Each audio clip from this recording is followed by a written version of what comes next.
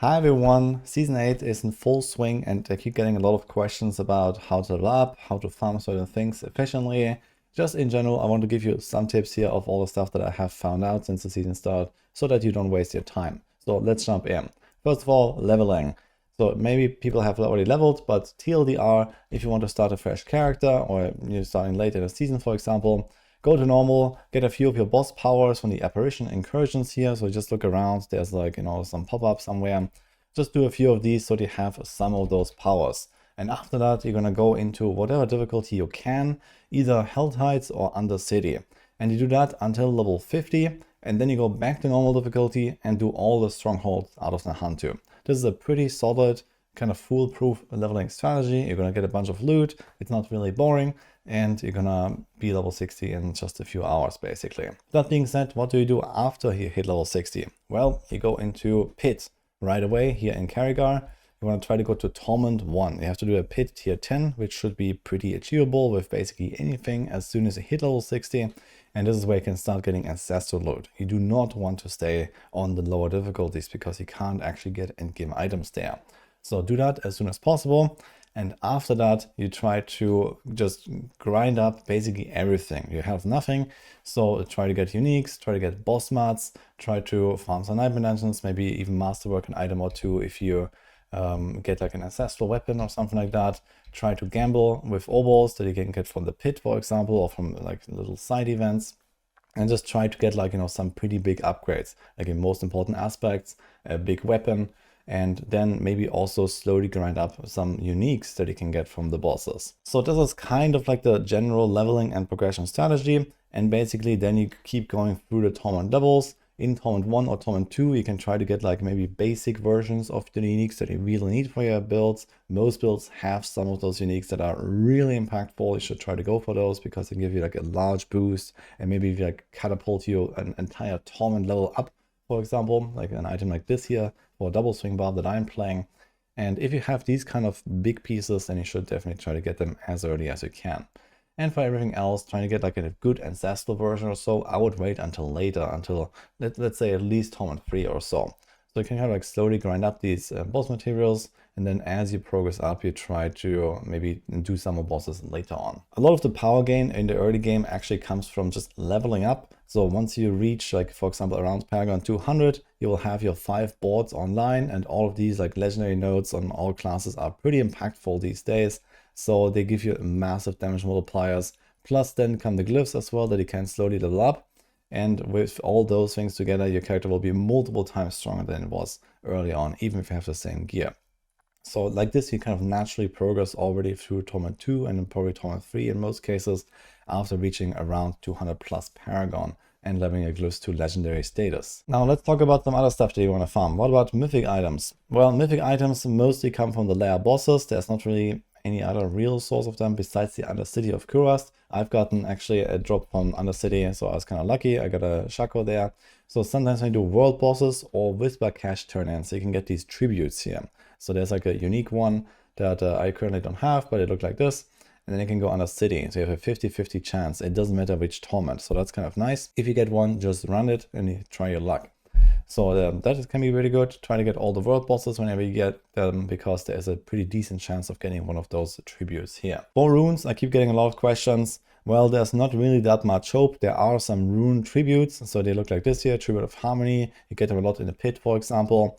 They are okay to get runes, especially like magic and rare runes, but legendary runes are pretty rare in general. I've only gotten those here so far, and I'm like, I don't know, 60 hours deep now or something like that, with 2 characters all the way to endgame and stuff like that. Legendary runes are much more uncommon than they used to be.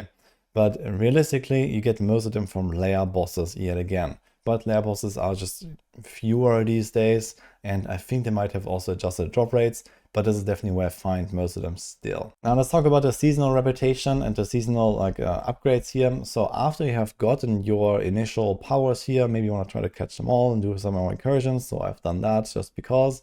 But once you have your powers, you don't really have to go to the incursions again at all. They're actually kind of a waste of time. You do not want to farm the incursions. A lot of people are kind of bored of them or are annoyed, and they're kind of like not very exciting. And I totally agree. I think incursions are something that, you know, you do a few times and then you just forget about them, because you can get the upgrades actually from the lair bosses as well later on. You get a lot of the spectral ash here. You see I already have like 6 powers maxed out or something like that. And I still have 12,000 spectral ash. You get like 300-400 per kill or something like that on a top 3 lair boss. So you should farm your spectral ash there. Just level up, you know, maybe some like 1 or 2 important things to like 10 or whatever.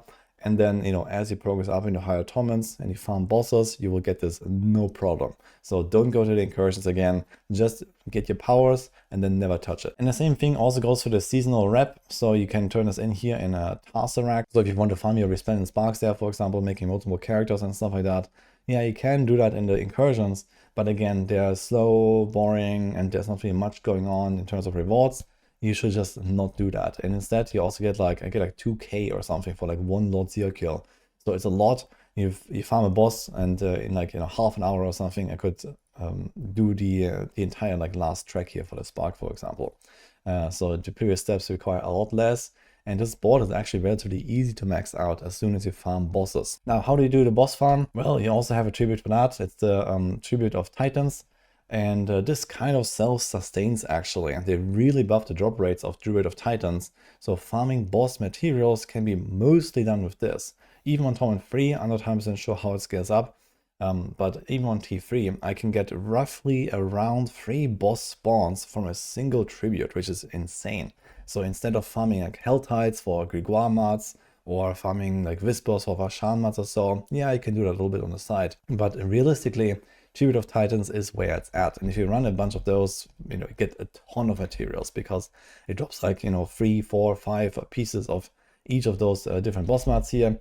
And you can just, you know, do this for a few runs and then go a world tour and just farm all the bosses a little bit. In general, if you're farming bosses though, you have to keep in mind they are much harder than in the past. So especially Andariel is the tough one still. The others are not that crazy, besides Belial just being very tanky and kind of one-tapping people. So if you're a bit weak, this can be dangerous, especially on hardcore. Also about Belial, you have to finish a seasonal quest line on every character to even fight him. So yeah, this will take something like 20 minutes, 30 minutes or so, like that. So you might not want to do this on every single alt.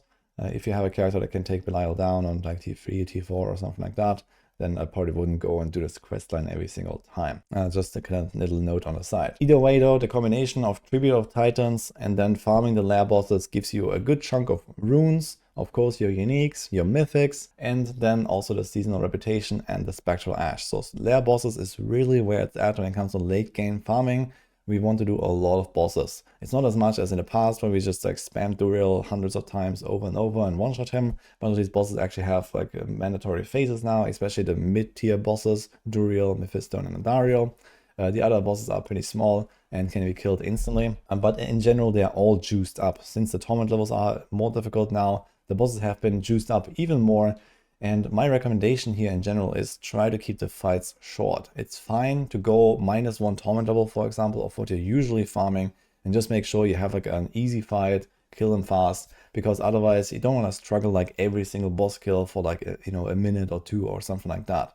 Just go down 1 torment level, you get an item less. Doesn't matter that much because you get so many boss mats from the Tribute of Titans, and then you just run some more under city instead. So this is just kind of a bit of a rule of thumb, go -1 torment level. And if you can farm something like Pit 65, 70 plus or so, you're gonna be somewhere in that range where you are strong enough to also do Torment 4 bosses. But they really hurt, so at least on hardcore you gotta be careful. There's a lot of one-shotting going on Torment 4 bosses. So just keep that in mind. 2 more things. I hear people have a lot of problems with whale crystals. So far, I haven't really run into that problem, but we don't really have these crazy whisper zones anymore where we got like lots of whale crystals from last season, for example. It's not really that much you can do about this. Just salvage everything you can, pick everything up, bring it to the blacksmith, especially like legendaries and stuff like that. And Cesto uniques also give you a lot of stuff, for example, whenever you find those. But yeah, this is about it, so you can't really do that much. Lair bosses tend to drop like a big chunk of materials, so when you farm bosses a lot, you might get some stuff there. And for experience and Paragon leveling, this is the pit. So basically nothing in this game gives you experience after, you know, like the first like 100 something levels or so. Yeah, the levels go really fast because you barely need any XP. But when it comes to like 200 plus, 250 plus, you just don't progress at all. I went to Paragon 220 on day 1 and now it's day 4 and I'm 230 because I barely did any pit runs. So pit is really where it's at. So you want to try to get your character ready to like farm something like pit 60 plus or something like that, and then you just go as fast as possible. Speed is the only thing that matters. Going up, it barely matters at all. You barely get more experience after a certain point. So try to get to something like a, you know, pit 60-ish farming scenario once your character is stacked out, and then do like 60-second runs, 90-second runs or something like that with a fast build, with all the movement speed, jar rune for the teleport, and this is how you get experience. Before I leave, I also want to give a brief mention here to our new meta section on max roll, so you can check this out if you also want to dive a little bit deeper into some of those different endgame features and farming methods. These are brand new articles that we have created for Season 8 and will be updated, of course, with whatever we find out. But you can also go check these out here if you want to look around here. Pit pushing, infernal hordes. There's a bunch of little details everywhere that can really help you out. So you might want to take a look. And that also wraps up this video here. I hope this helps you. So wish you good luck in Season 8. So far, I'm actually having a blast. I'm going to keep you guys updated with more stuff, more builds and so on. So hope everyone is having a good time. Hope you like this and see you guys next time.